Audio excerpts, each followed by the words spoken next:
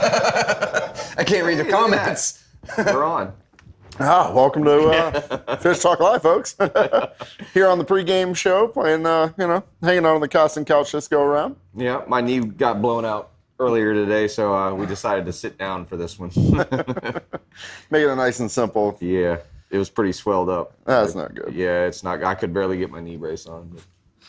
So we're gonna do the pregame show from the casting couch. So that's it. Yeah, you guys just go ahead and like and share this with everybody. Got to share it. Yep. Keep us rolling, and we're just giving everybody a little bit of time to log in, sign up, say hey, how are you? Mm-hmm. Turn in some fishing photos for me. Yep. We have John, Mr. McCarthy, Captain McCarthy. The man. He's on the hot mic over on the south side of the building here, and he's going to keep us posted on any questions.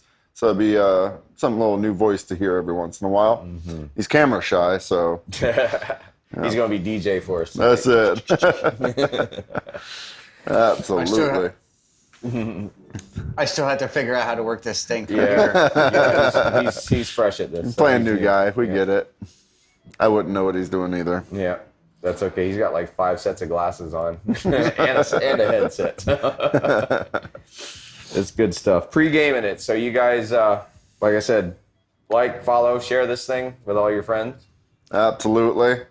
Last minute fishing photos. Hopefully y'all made it out there this week. It's been an absolute stunning week for weather. And the amount of fish that's out there is pretty exhilarating. Oh yeah, it's been really good. We've been fishing, almost every day this week. So it's today's the first day I didn't see you out there. Yeah, I had today off. Yeah, good for you. I need that every once in a while. Oh yeah, back at it tomorrow though. So. Yeah. So. Yep. All right. So, sounds like we got some folks tuned in, and we're gonna be right back. Yep. Shoot. Okay, I'll shoot. What's happening? But I don't see any hoop. No, I said that because of, I'm sorry, shoot. Oh, shoot. Where's the hoop? They don't have one. Black was supposed to make you look slimmer. No. They're going to want the jingle for this. Okay. Like a good neighbor, State Farm is there. Don't worry. State Farm makes it easy to file a claim on the app for a new car or even that old Pacer. Someone call for an old Pacer? Like a good neighbor, State Farm is there. Welcome to Fish Talk Live, presented by the good old power pole themselves, as well as Ozella Keys Marina. Thank you all for joining us. There it is. Yep. Power pole. How about it? Tonight, we have a very special guest, Mr. Branden from Power Pole. Oh, yeah. Talking about a brand new product, as well as the Power Pole Move, which we got to experience full effect. Powerpole's on the move. They are on the move, and it's the move. Pretty slick ride. It's the move. I'm telling you right now, that was a game changer. So we're going to be talking about that here in a little bit. We're also going to be talking about Captain Billy's fishing report, as Billy and Mario are talking about lots of fish out there right now. Absolutely. So from the guy that's on the water more than anyone else out here, sees more fish than anyone out here, and doesn't go out and catch any fish. Sadly not. You're going to want to listen to what he has to say. Captain Mario is going to give us an updated Nature Coast fishing report. We're also going to do a Panacea Florida Redfish Series update and recap. Heard it was a pretty good bite up there. That was an epic weekend. That was amazing. So a big night tonight. But before we get into that, we'd like to offer our condolences to our friends over at HPA Shrimp Company. That was a sad text to get this morning. Very much so. Good friend Bunky, been with HPA a while now. Mm-hmm. So. Yep. Condolences to the family.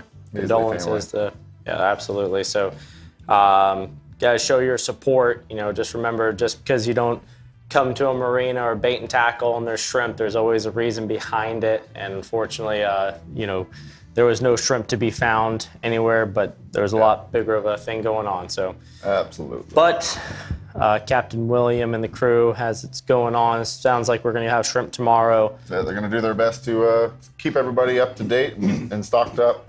We appreciate that because we know it's a heartache to push through. So Absolutely. Yep. Thank you, HPA. Thank you, guys. Condolences. All right, Billy. You've been on the airboat nonstop. It's been a beautiful week to be on the airboat. I bet it has. What's going on since last Tuesday? You know, what's that trend that you saw? So on the trending side, still on the redfish, I am struggling to find those on the bigger tides. I have found them everywhere in the flats, playing in the grass bottoms when it comes to the low tide scenarios. But the guides themselves have done a stunning job on turning over those fish and bringing them in. So I'm happy that they're finding them. And I'm sure they're pretty close to where the snook are. On the higher tides, like today, drifted through quite a few small cuts where there's some heavy current. And the amount of large snook that are pushing out underneath the mangroves, playing in that shaded area as that heavy water pushes through, is a beautiful sight. I sent one of our guides there today. He said he saw all the fish that I saw, but at that point it was a little too late. Couldn't get that bite to happen, but it's pretty cool to be able to get out there and see all these big snook and a lot of these larger redfish pushing through the flats at low tide.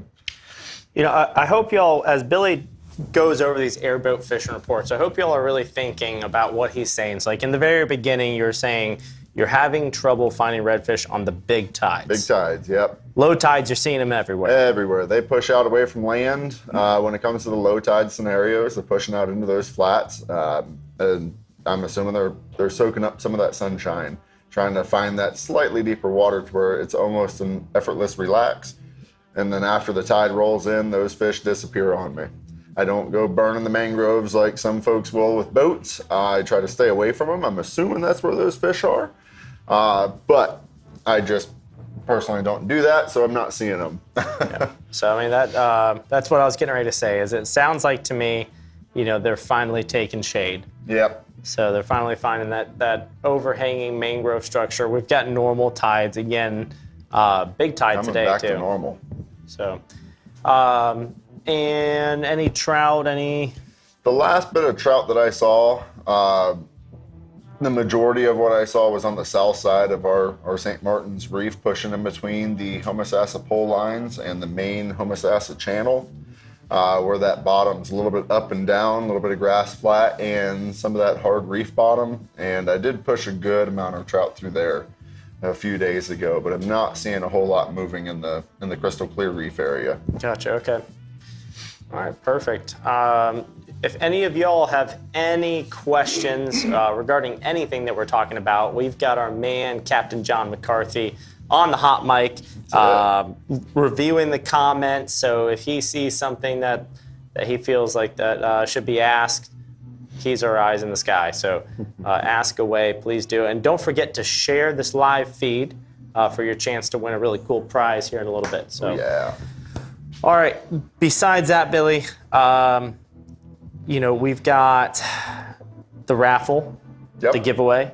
Yep, absolutely. Captain Mario, Captain Teddy. Quite a few guys in on that. Captain Carlos, Captain Justin, Captain Matt, Captain Gene, myself, and I think you covered them. I think that's it. Has all donated a half-day fishing charter for 2 guests in support of Brody's flag football team, his traveling flag football team, to go compete in some big tournaments. We've got a crew on that team. They are looking better and better as the day goes on. It's really unbelievable to see what these 5, 6, and 7-year-olds can do on a football field. Oh, yeah. Turning around and becoming actual athletes. It's awesome. It's nuts. So you can either do if you go onto Facebook on Ozella Keys Marina, you can see how you can purchase those raffle tickets. It's $10 a piece.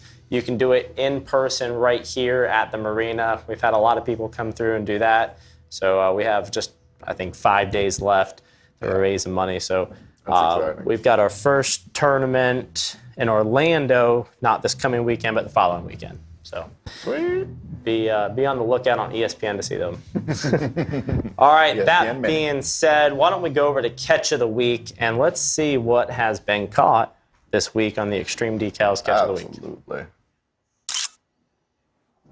Make sure you submit those photos via a Facebook post that Brianna puts out every Tuesday. Do not message them. Please do not message them.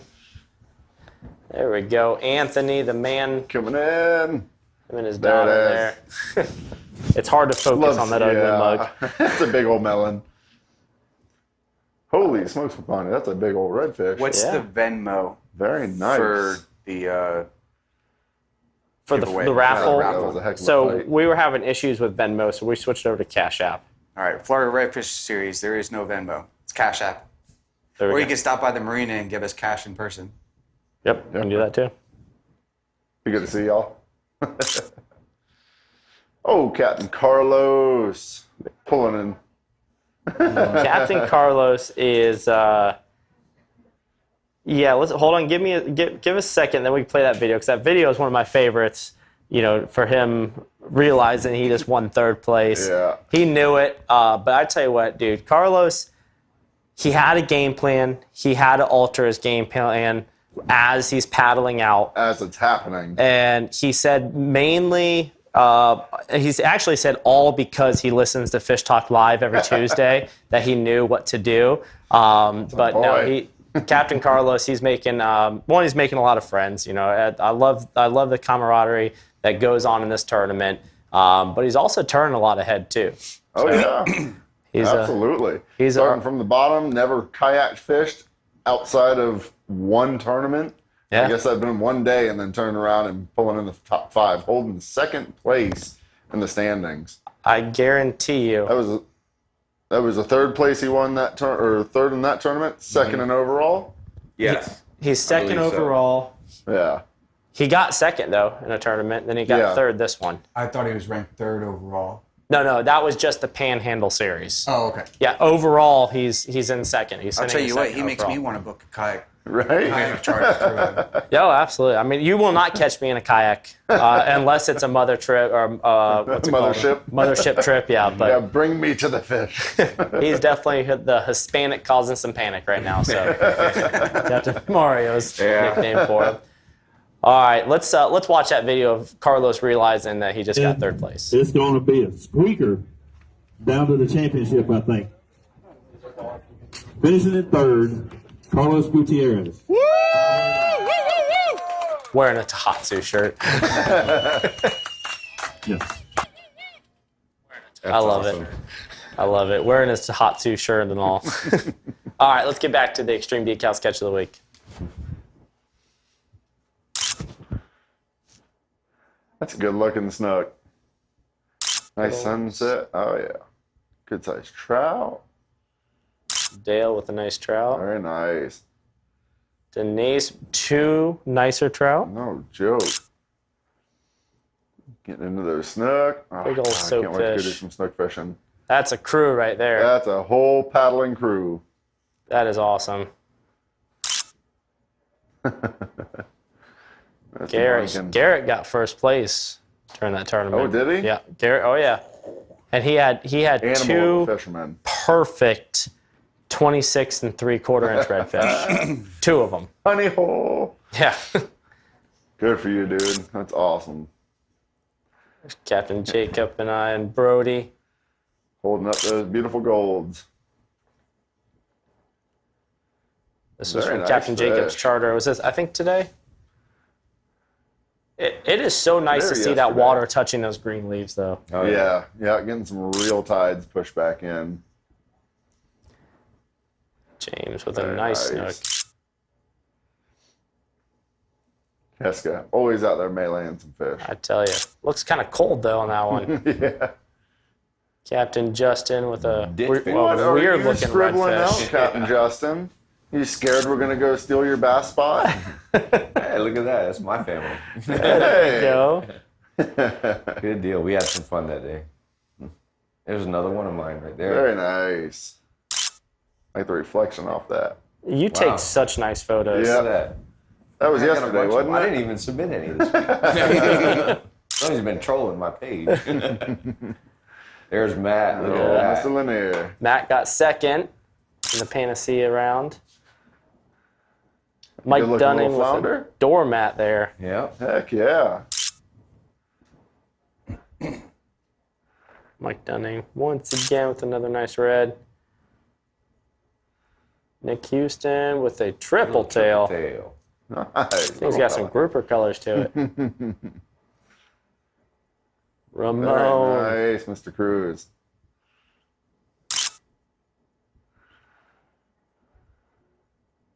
Another Very nice Caught photo. off Captain Teddy's boat there. Mm-hmm.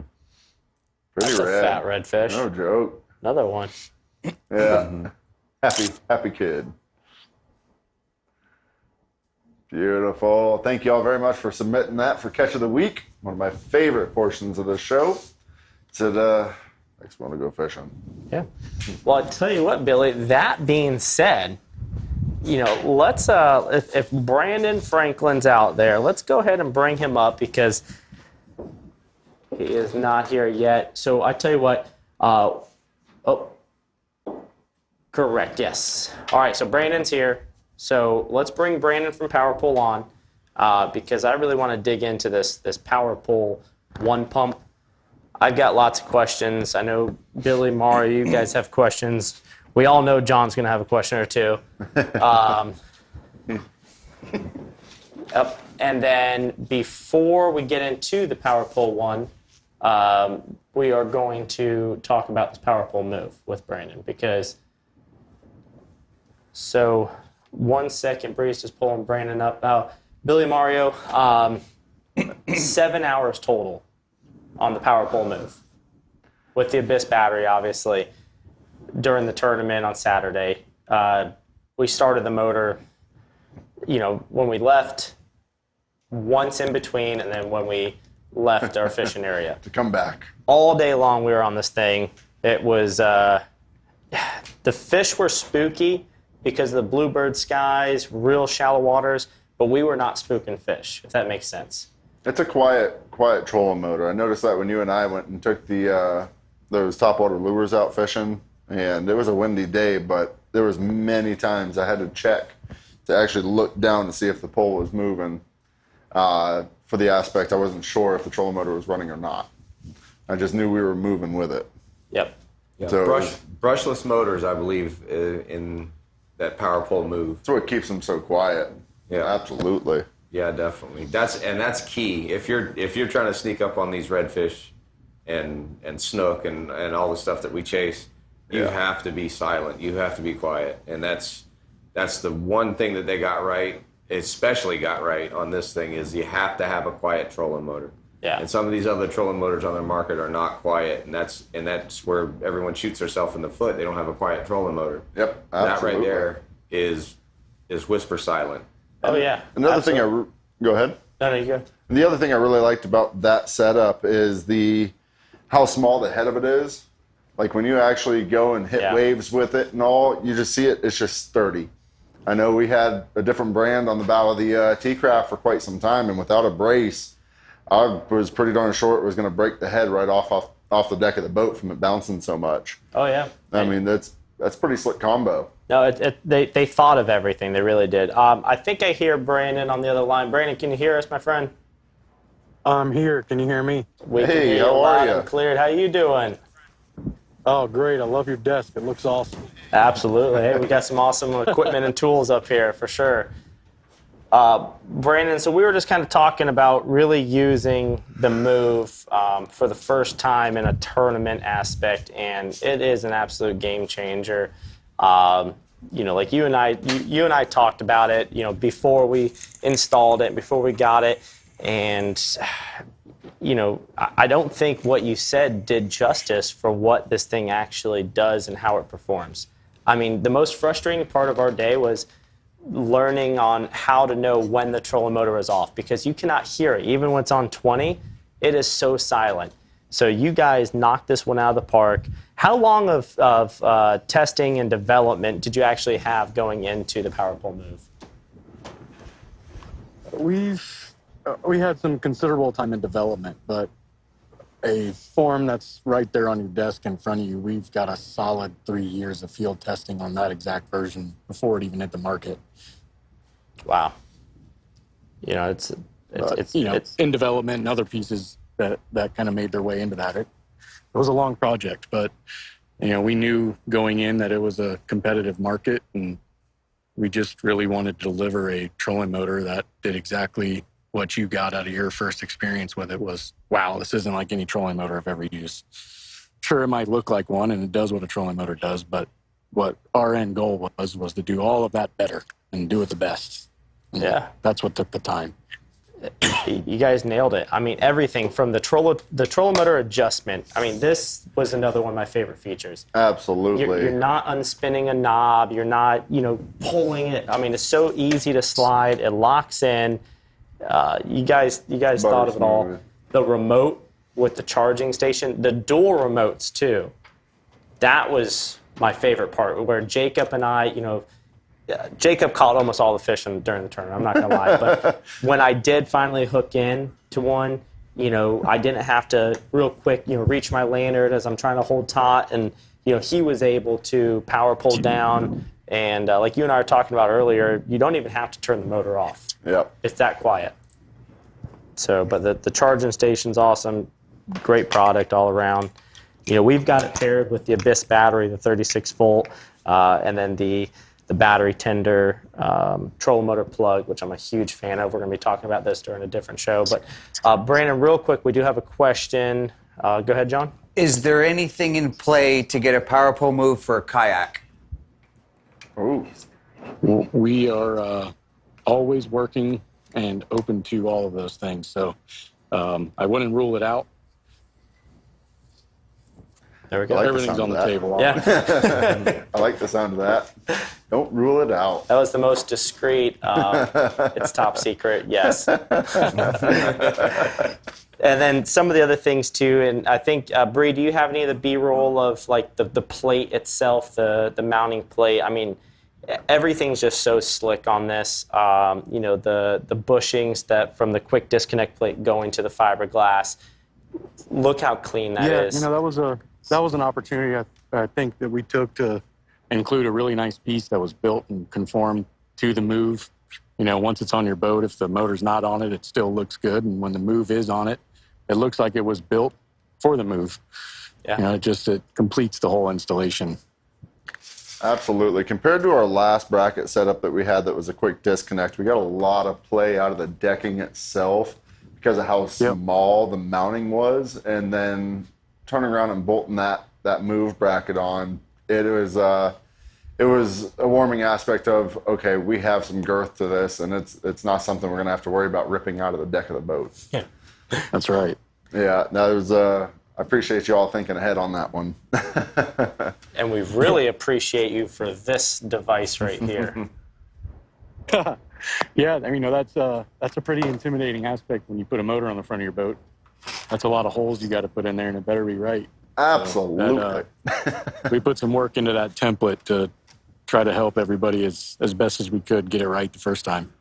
It was nice, clean concept, and the way you guys make it for folks that rig their own and or for the dealers to rig them, it makes it a lot more promising for an end result. Well, the hardware alone, the pre-packaged baggies with the well-insulated, waterproof heat shrink, and the different size mounting bolts where you're not scrambling trying to find something in the garage. It's just it's perfect. I mean, everything you guys did with this thing, spot on. So we're really excited to have this. The last thing we wanted you to do was unbox it, go to install it, and then have to run to the hardware store to get something. Thank you. Especially from Ozello, because that's like an hour on its own. Yeah, that's a ride out. Matt Lanier wants one. Matt Lanier? Yeah, so now we got two kayakers who want 36 inches. I'm sure a lot more people want 36 inches, but that's a personal thing. And then last question for you on the move. The skeg is a replaceable skeg, correct? Yep, absolutely. Yep, the nose cone's replaceable, the skeg's replaceable. All that can be done. Ask very him why simply he with hand tools and a guide. All right, I'll be ordering one tomorrow. All right. So, great feature. All right, now let's really get into the real new. We're starting to see these moves pop up. Almost everyone in that Florida Redfish Series has a powerful move on their boat now. So the competition's getting harder and harder. But the Power Pole One Pump. Yeah. It just got announced at, what was it, a Bassmasters? Bassmaster Classic. Yeah, Bassmaster Classic. So, that's something like you and I are talking about is why wasn't it done before? A lot of people think that, but then you got guys like Billy, Mario, John, and I that are, have a lot of questions on why is it being done. So give us a little bit of background on the Power Pole 1 pump. What's some of the great features that really stick out in your opinion on that? Well, one pump really came from just listening to our customer and adding another option to our lineup. And every time we talk to a dealer or we talk to a longtime Power Pole user, the biggest feature that you get with dual pumps, which is one of the reasons we always stayed with dual pumps, was that you had independent controls. At the end of the day, a longtime Power Pole user or a tournament guy like yourself, they found themselves really like it was a nice feature to have, but it wasn't a top priority. And as we started getting on more boats and that diversified into different markets and crappie, catfish, bass, redfish, space was more of a concern than independent control. And we knew what we needed to do to make a one pump work with 2 power poles, but it wasn't really an easy feat. Nobody offered anything off the shelf. It wasn't something you could go to a vendor and buy. And it took a lot of design work to get it right to make the end result work very similar to having 2 independent pumps minus the independent control and the complete ability, irregardless of depth. So that's where we started. We spent a lot of time on that project, just same as the move. We spent a lot of time putting it through the paces with guides and tournament fishermen and making sure it was exactly right, and would just kind of bolster the lineup there with a pump that was almost twice as efficient as having 2 pumps in your boat. It's half the weight, and significant reduction in noise. And, just give our customers another option if they felt that they couldn't run dual anchors on a boat because of space limitations. Well, here you go. We got it. 1 pump. Good deal. And Billy was talking about a new feature where, right before the show, we were talking about this, where the pump automatically adjusts. Is that true, or is Billy just kind of making things up?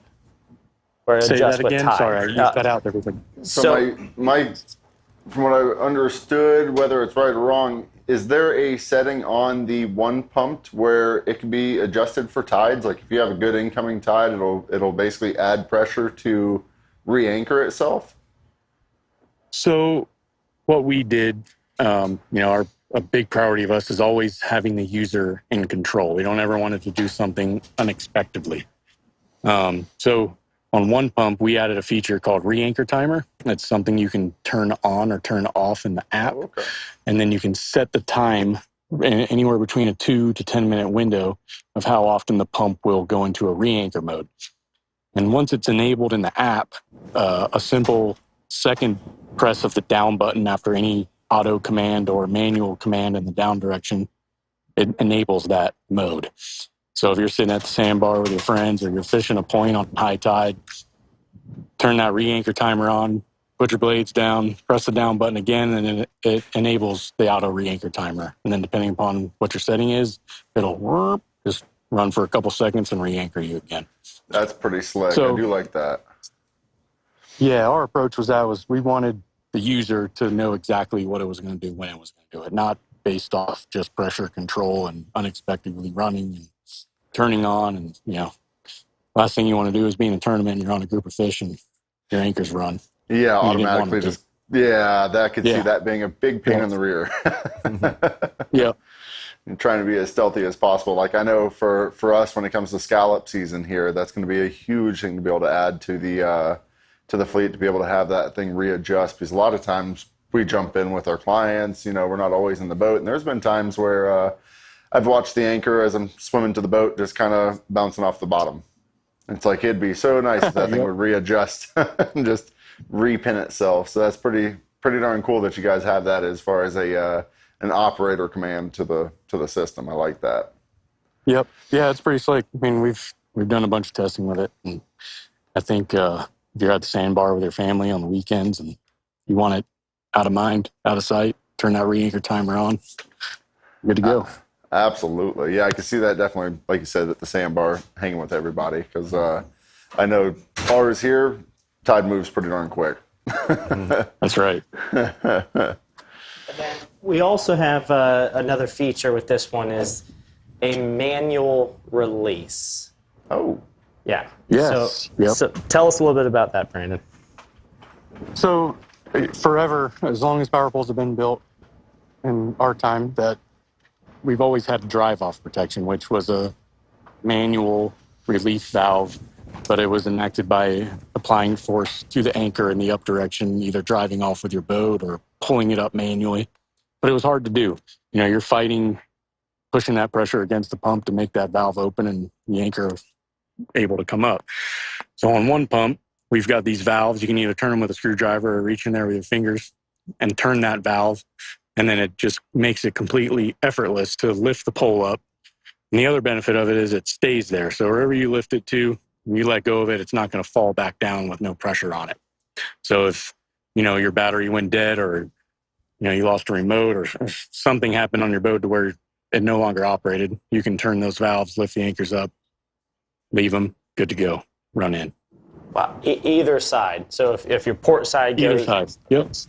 That's pretty cool. Yep. That is very cool. Yeah, because there's so many times I've watched consumers to where they end up having somewhat of a failure. You see them all tied up, and they'll see them tied off to the towers and stuff like that, just trying to hold them up. So I love that you can actually reapply the hydraulic hose and never lose your prime, I guess. With us having the power pole and the airboat, like we were talking about, you know, all the time I'll be driving the airboat, the exhaust falls off. I mean, the exhaust just breaks on airboats. It's natural. Burns the hydraulic line, and then all of a sudden we have to have Billy riding on the cage, holding the power pole. It's not exactly the safest way, so this is going to save a lot of time with that. Yeah, absolutely. So awesome. Well, cool, man. I mean, Mario, I think Mario's got some good questions. He's been over there thinking with his thinking cap. I have a quick question. This might end up being a two-part question, but the new Power Pole 1 pump, can it be used to replace the 2 pumps you currently have, or is there if not, is there a retrofit kit to actually make your existing poles work for the 1 pump? At this time and probably the near future, it's going to be just with new blades. You know, we've got a new blackout edition blade that we're pushing with it. It's really slick looking. It's matte black with gloss stickers. It's really sweet. I got you. But yeah, no retrofits at this time. Okay. It's named on new blades. Okay, that'll bring me to the second part of my question. The system, the new system with the 1 pump and the new blades. Will it fit the old equipment, like the paddles, like the drift paddles that you guys have? Do those still operate on the 1 system? Yep. So the only thing to keep in mind there is you'll lose the independent control. That's probably the group of people that do ask for that independent control are our drift paddle users. Mm-hmm. But again, I think it's just like having both your anchors down, simply lifting them both up, pivoting, putting them both back down. It's about the same amount of time as it would be switching to operate one versus the other. I got you. Good deal. That was the only question that I really had with that 1 pump. Yeah, it's good to know. Yeah, we're excited. We haven't talked in a while. I was expecting more than that. Well, I've been looking up a lot of information on it, so I kind of know a little bit more about it. So been sneaking around looking at your stuff. So it is good. I like the 1 system. I wasn't sure if you could use your current poles for it, but I like the ones that I have now. Maybe I believe my upgrade's in May, and we'll see if I go to the 1 pump or stick with the 2. But I like the idea of having just one single pump, and it's the same size as a single pump. It takes up you'll have more It's space. Slightly taller, just because of the the pump body itself's a little bit bigger. The same footprint, though. Other than that, same size footprint. Same footprint. We do have a different mounting bracket that's pretty slick. It's quick release. It's got a knob. You pull, the pump comes right out of the base. Yeah, that's something that would be interesting to the guys that replace every year. The quick release on the mounting bracket would be that would be a game changer for me. No, it's quick release for the pump mounting bracket, not the actual stern bracket. No. Yeah, that's what I'm talking about. Yeah, yeah, that's because they're. If you run a boat like mine, there's very little space for you to work on. I mean, the access is probably maybe a 10 by 12 area to access it, and it's tough to install those pumps with one hand. So, quick release bracket would be great. Yeah. Mario, let's be honest. We all know you're a one pump kind of guy. So you're just getting. I'm the one pump chump. But he likes the 2 poles. So we do have a question. John, go ahead. I do have a question, not on the one pump, but for the micro. Matt Lanier would like to know if he can get a voice controlled micro power pole. Power pole down. Power pole up. Matt Lanier would ask that. He's such a GoPro guy. There was a feature. There was a feature in our. I got to look and see where it is on CM2 if it's still there. But on our CM1 stuff, which were the old micros, somewhere buried in the app used to be voice control. Not a lot of people knew it was there. We didn't pump it too much, but you had to have your phone on. You had to have the app open. And but yeah, you could tell power pull down and it would go down. Power pull up and it would go up. Wow. He just needs to put a mate on his kayak. That's what it is, with the controller in his hand. Mount it to the fishing rod. Good Tell him question. make sure he fills out those customer surveys. There you go. Awesome. Branden, unless you have anything else for us, man, we're really excited. We're going to be ordering ours soon. And, again, we're loving this power pole move. It's absolute game changer. What a great upgrade to the rig. A huge upgrade. It truly is. Like, I'm not even just saying this because Brandon's, on the other line. I'm not saying, it's something unbelievable. If anybody wants to come test it out, see it, just give us a call at the marina. We'll hop on the boat. Something that will surprise you all when you do come to use it on Gary's boat is it will flex that stainless rod that you see. And it's like, whoa, and hang on because you will get ejected off the side of the boat if he takes a left. That was so much fun the first day Billy and I went out, and I'm like, how do we do it? Dancing on the front of the boat. It's like, whoa. Billy just turns around and gives me that look. I love it. It's got power. It's awesome. Once again, Branden, thank you very much. We really appreciate coming on the show and everything that you do for all the customers and clients of PowerPole. You're the man. You're the whole company. Awesome. Yeah. And, thank you very much. Well, I really appreciate it. We couldn't do a lot of those things without guys like yourselves. And anytime, I'd be glad to join. If anyone has any questions, throw them in those comments. I'll jump on here after dinner and see if I can answer any I missed. That's awesome. Man. Thank you very much. One team, one dream. You have a great night, my friend, and we'll see you soon. Enjoy dinner. Appreciate it, guys. Thank you so much. Thank you. See ya. Bye. All right, there you have it.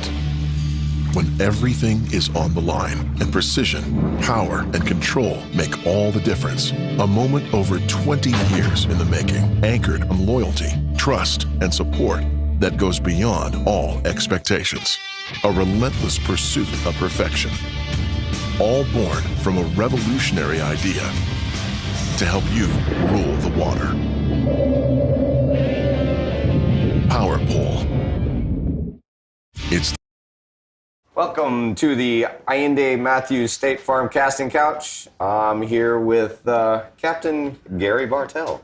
I'm right here. Hey, say hi to Mom. Hey, Ma. Hope you're watching. I think we're going to go over some of the stuff that we've had in these tournaments. How did you end up? I didn't even see the results for the tournament this past week. So Jacob and I, we ended up in 9th place overall. There was 58 boats. We were ecstatic. We really were.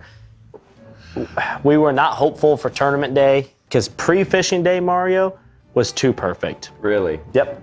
The spot that we were looking at on maps, you know, we adjusted a little bit since we talked last Tuesday, and we kind of did that meeting of the minds. We adjusted a little bit, but the spot we went to, we found our fish out in the flats, and it was a super negative tide. I mean, there was mountains everywhere. That's what everyone was saying on the what we were talking about. It was real low, and but you know, we had a game plan. All right, got to find our fish on the flats first. Get that morning bite. We found them. All right, so then we just kind of waited for the tide to come up and started moving back into this area that we thought would hold heat. You know, because it was a flood tide. It was like a 3.3 foot high tide. On the way back to the spot on the trolling motor, you know, we ended up finding fish in this like sand cove. And when I say hundreds of redfish, it was hundreds of redfish. Man. Everything was perfect. They were tailing. I mean, they were so perfect we didn't even throw at them. You know, we just watched them for a few minutes. Just watched them. We just hung out with them. We were still playing with the trolling motor. You know, we're really the first day, our only day of pre-fishing, we're really practicing the 2 trolling motor remote thing. Because if you don't have a sequence, if you don't have like a sharing a mind, you know, with the guy out in front and the guy up in the tower, it could get messy. Oh, so, yeah. No, I know exactly what you mean. So we found our fish there. Then we ended up back in the next spot. We found our fish there. But then we're like, all right, let's find a backup to a backup plan. And we went way back up into these creeks where everybody said, nah, the fish, you know, it's not that cold. It's a quick cold snap. You're not going to find a fish back there. There were fish back in these creeks. They were in the grass. And, you know, Jacob was throwing this little silly paddle tail, and they hammered it. No kidding. Absolutely hammered it. And that little silly paddle tail was the ticket. It was the color we wanted. It almost looked like that Powerball shirt you're wearing, honestly. Nice. Like, I mean, it was. Well, it's a good natural color too. Yeah. No, it was really cool. So. Is that the name of it? Real silly paddle tail. Maybe. Billy's got himself an idea there. Yeah. Hey. But yeah, no, it was. Everything was just perfect. It really was. We had a heartbreak back up in the creeks. Tournament day came around, by the way. Everything changed. Right. You know, we found a little bit of fish out in the flats. The tide was a little more delayed. Didn't really flood in like it did the day before. Those fish that were in that sand cove were not in that sand cove. So we worked hard for what we got, and we had one real true heartbreak. We put some overslot fish in the boat first thing. I think first 2 casts, honestly. Right. And got back in the creek, forgot to adjust our drag. We let a nice redfish put us up in the grass, and you know, happened from there. It's those little details that'll really get you. Yep. It really, and that's not just in tournament day. That's in everyday fishing is the same thing. So how much did our little our talk last Tuesday when we did the show, all the little pointers and stuff, how did that come into play? Did any of that stuff help you? Yeah, of course it did. You know, the only thing that kept us out of the original spot that we were talking about were the lack of tides or the lack of water in the morning. Right. We didn't really have an option in there until later on in the day. We felt like because those tides were a lot lower, severely lower than what we originally were going off of. So that's the reason why we adjusted. But everything that we talked about, you know, with rocks holding heat, with the cleaner water, everything that we talked about came in play. You know, so that's why this game's such a team sport.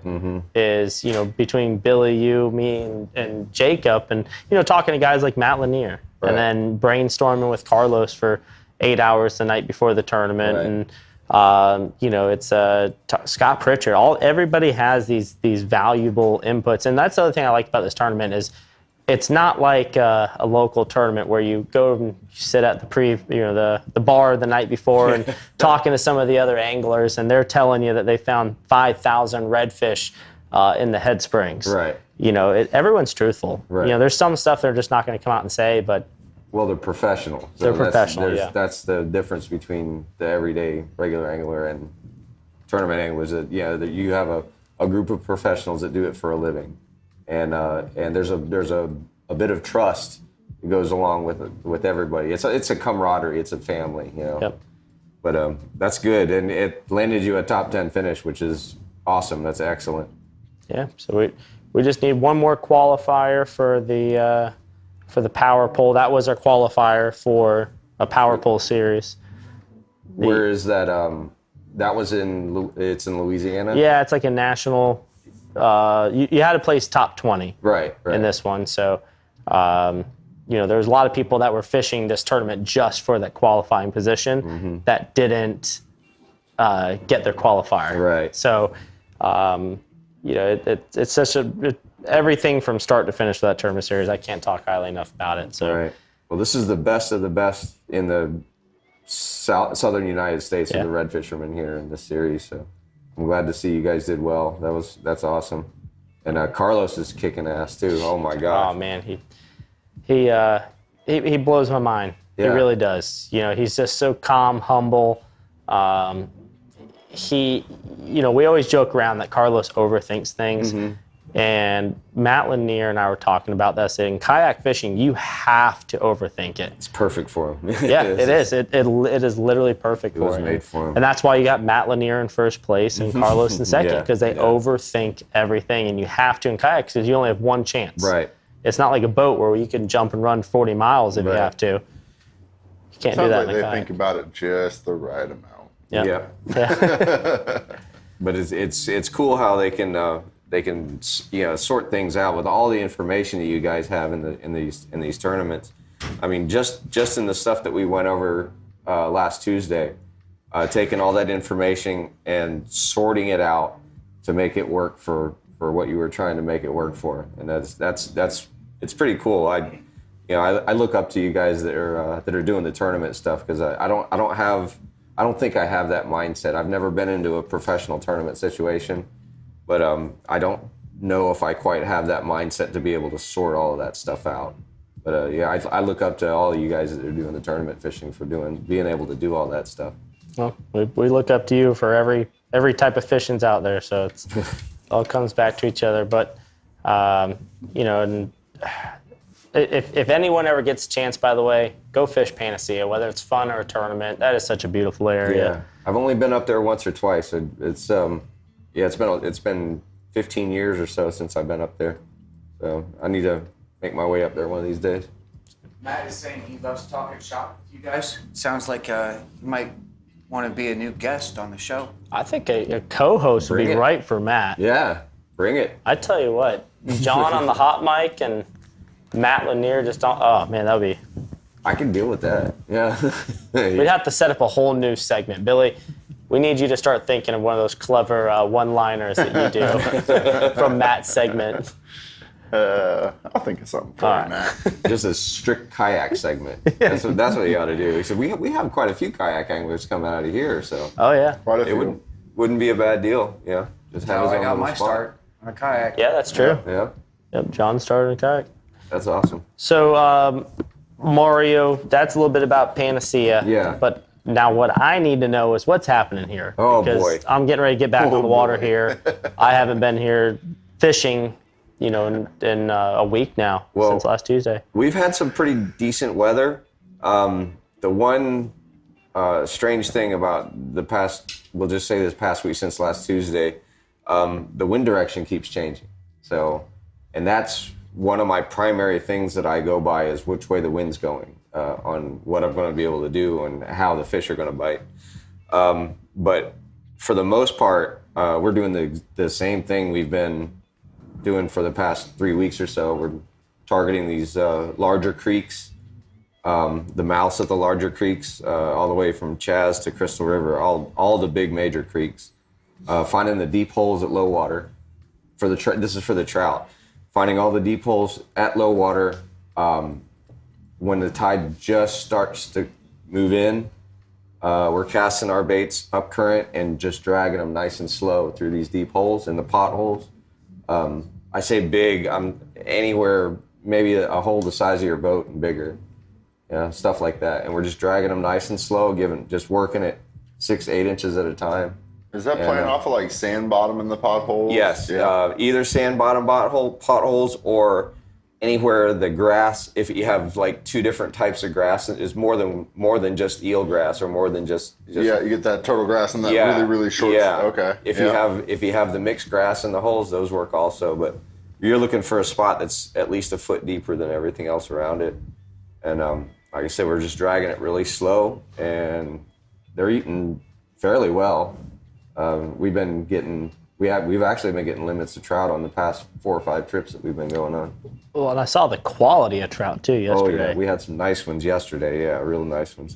We ended up getting our limit in about an hour, which is it's cool. Yeah, it's really nice. But what do you do with the rest of it? Yeah. I mean, it's a 4-hour trip. So we've been knocking down the redfish too. Been having to fish a lot of the outside stuff for the reds, all the way from the mainland all the way out into the reef, all the outside islands, and then, like I said, the edge of the mainland. Just looking for mullet. Again, the red fishing's fairly simple, like everybody knows. It's you look for decent moving water and look for mullet and just fish around the mullet school. If you don't get nothing in 10, 15 minutes, go to another spot that has the same stuff. And it's been fairly good. I mean, we've usually when it gets cool, the redfish are smaller in size, but here lately we've been getting them in the mid to upper slot range and a couple of over slots. Oh wow! Yeah, so it's been pretty good, but we're just targeting mullet schools and moving water. Billy was saying stingray. They're back in big numbers. Mm-hmm. Jacob was telling me the same thing. Are we to expect cobia? I hope so.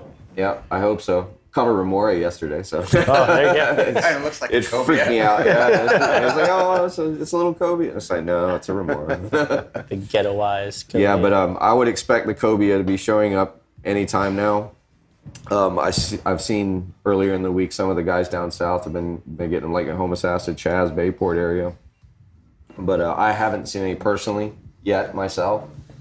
But I've been fishing a lot of the backcountry stuff and then just to the outer islands, and I haven't been going any further than that. So I'm excited to start to see some cobia out there. Starting to see some tarpon moving in. Yeah, I mean, a lot of them are on the juvenile side. They're little, but it's still pretty cool to get to see them moving in. Oh yeah, love the changing of the seasons, getting to see these waves of fish species pushing in. Mm-hmm. You know what's an exciting feeling? I forgot to tell you guys about this. Yesterday I went and got lunch with Ryan Harrington in between his trips down there, and we went to this little like dive bar thing, and everyone that was sitting around, they were all talking about tarpon. They were all talking about their tarpon season coming around the corner. So, Ryan and I, that's what we were talking about, is tarpon. And our food came out and we started eating. The food was so good. The place was called Dead Bob's. Awesome little restaurant if y'all ever get a chance.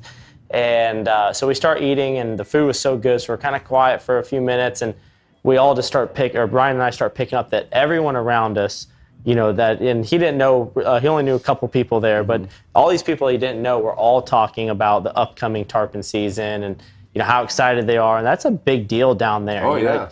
Here, it's like still people try to keep tarpon fishing a secret. I don't understand, but... Just where the fish are, not the fishing itself. Yeah. It's no secret. You just got to be out there. You'll see them all over the place. Yeah. And they follow the same migration routes they do every year. So Yep. Yeah.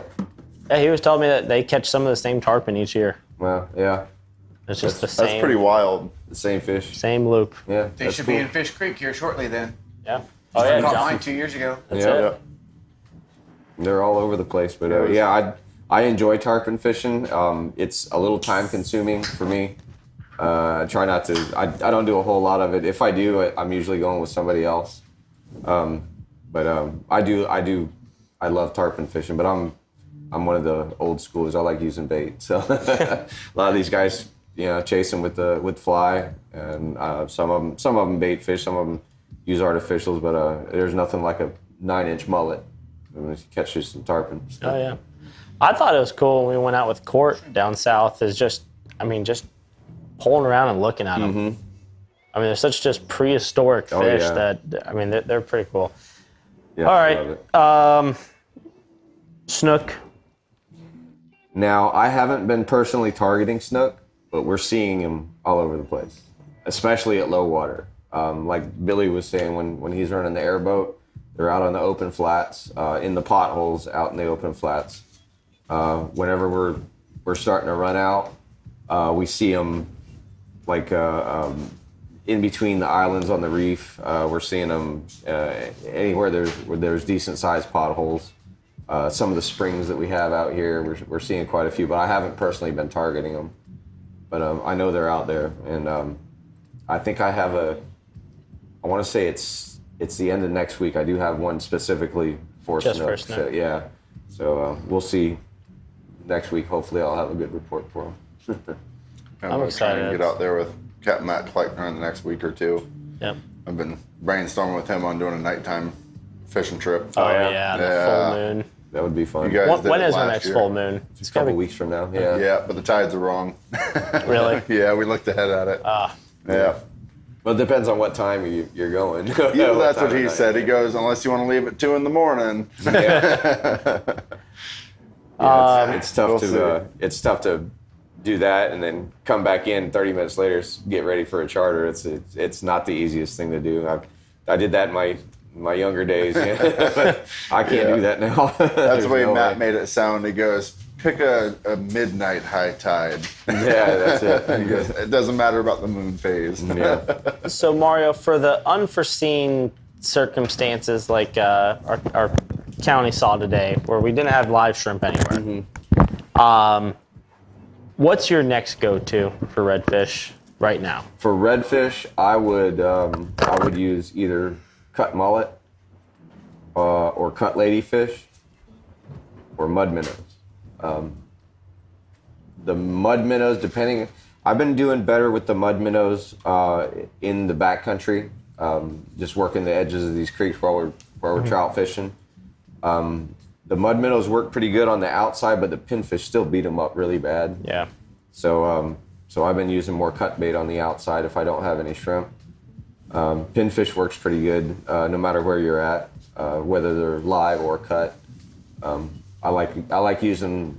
Well, what I do with them is I'll cut them like on the bias, cut their tail off, and then most of their back fin, whatever, I can't remember what it's called. The dorsal. Yeah, the dorsal fin.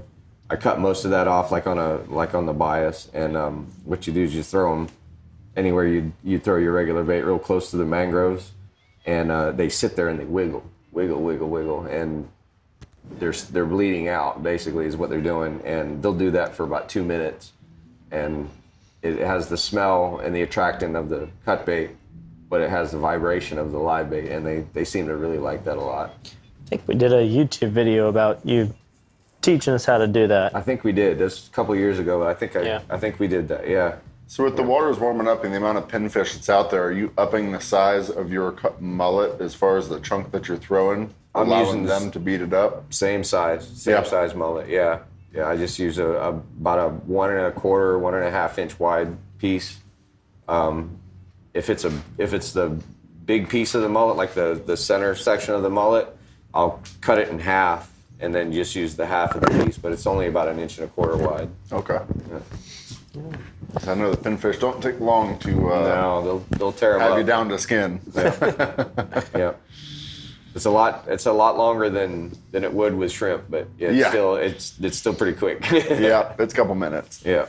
That's what she said. Hey Billy, could you grab one of those new shirts that we got so we can show everyone what we're giving away tonight? Because I've got a really good question I just thought of. Oh boy. So again, John monitoring the questions. So if y'all are comments, if y'all have any comments or questions for what we just spoke about, ask them now.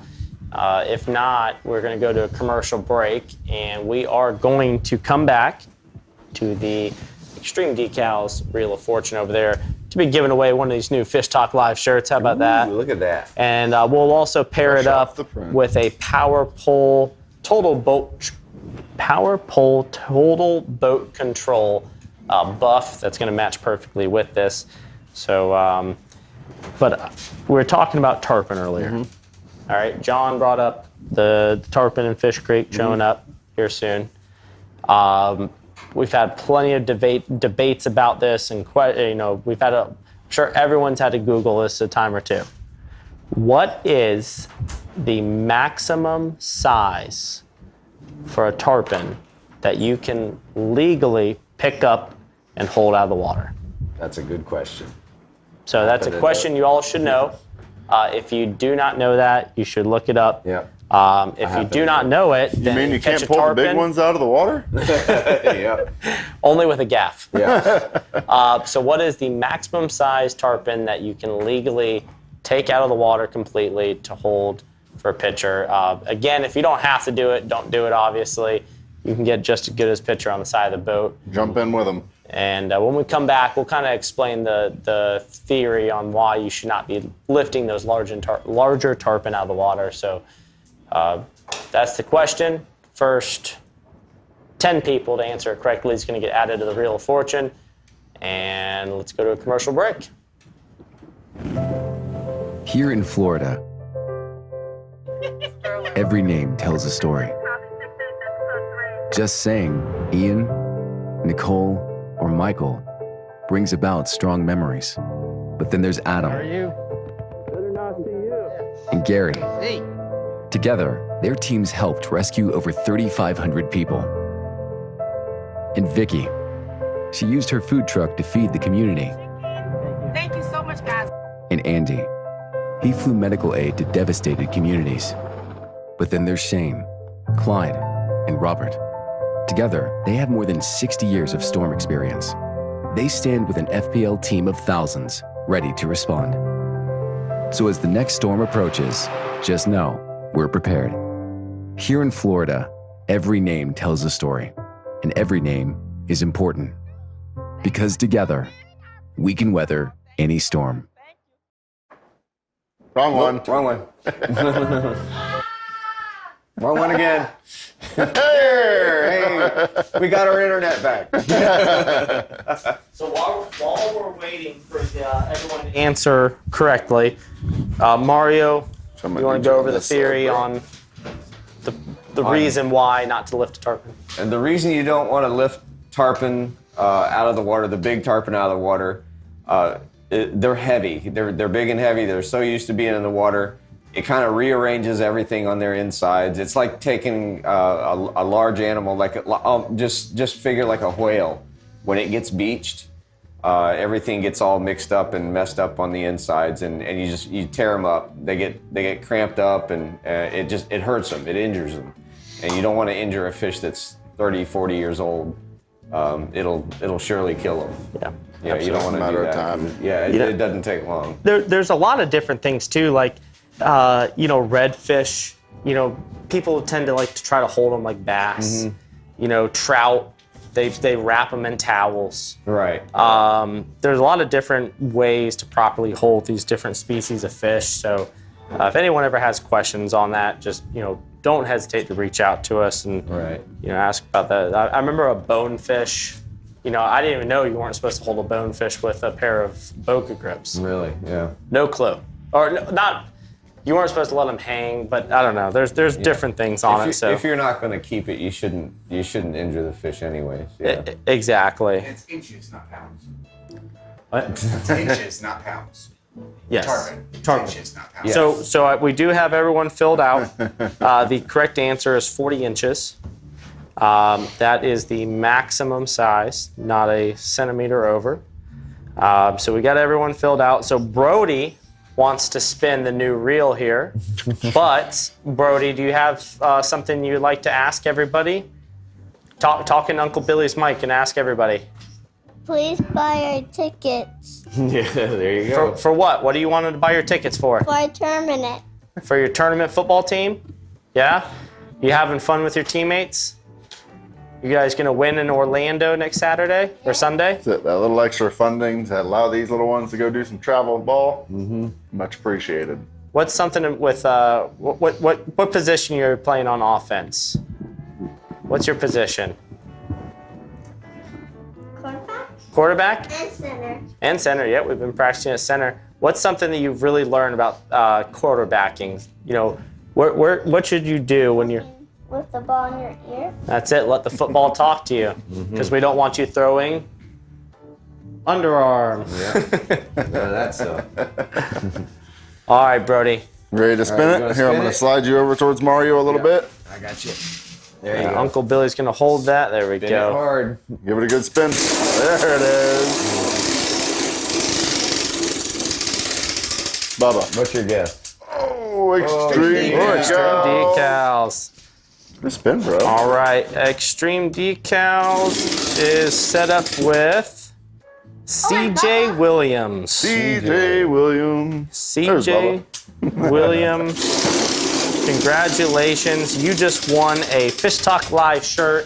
If you could, just message us your size and we'll get it ready for you. You also get one of those Power Pole buffs. Extreme and we'll throw a couple extra things in there too we got laying around here. But we really do appreciate everybody that is watching Fish Talk Live. We appreciate all of our sponsors. John. One more time, we need the payment information for the tournament donations. Oh, Brianna, do you have that flyer? Yep. Let's see if Bree's got the flyer. We'll pull it up. But so right after the show, we will post the flyer on our Facebook page that has the Cash App name. You could also come in here and Or you can just call Gary at 2 a.m. Yeah. You can also come right into Ozella Keys Marina and do it. But we'll post the information right after the show so you have it. And once again, everybody, thank you very much. Brianna, John, thank you. Brody, of course, you absolutely. Captain Mario, Captain Billy, Power Pole, Brandon Franklin from Power Pole, thank you very much for coming in and telling us about the new product. And also, I mean, it's can't say this enough about Power Pole. It's all about the customer service. The customer service is what backs up the product. The product is what backs up the customer service. So thank you guys for everything. All of our sponsors, we love y'all, and we shall see you next Tuesday. Bye-bye. Thank you, guys. Hey,